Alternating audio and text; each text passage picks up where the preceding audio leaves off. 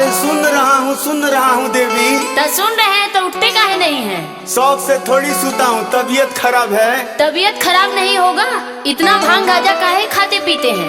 अरे गौरा सोने दो, बहुत मूड़ी में दर्द है। अरे काल भीग गए हैं, सर्दी जुकाम हो गया है भैया। ये बाल मुद्रू को उधरे ले जाके खिलाओ ना, बड़ी मूड़ी पर हाला कर रहा है, कपाट टनटना रहा है, बुझती नहीं हो? कपाट टनटना रहा है।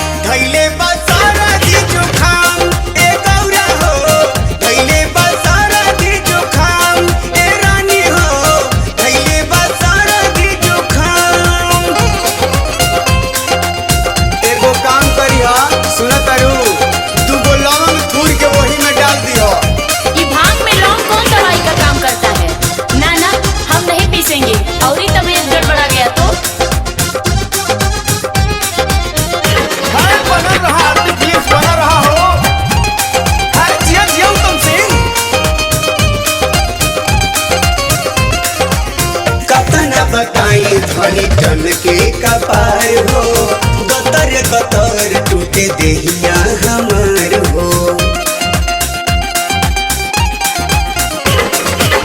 कतना बताई धनी टन के कपार हो, गतर गतर टूटे देहिया हमार हो।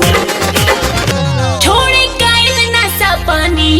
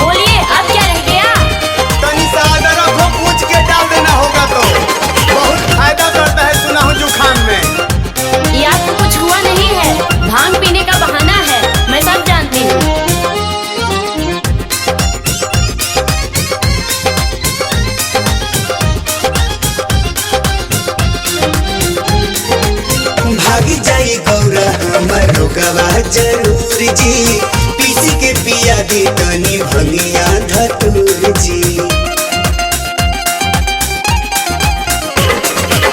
भागी जाई गौरा हमरो गवा जरूर जी, पीसी के पिया दी तनी भंगिया धतूर जी।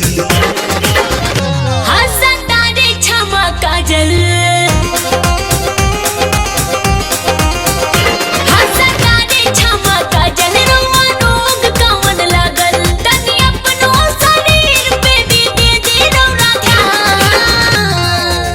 भंगिया धतूर खाऊ लाई दे गौरा, थैले बसारा दी जो खा।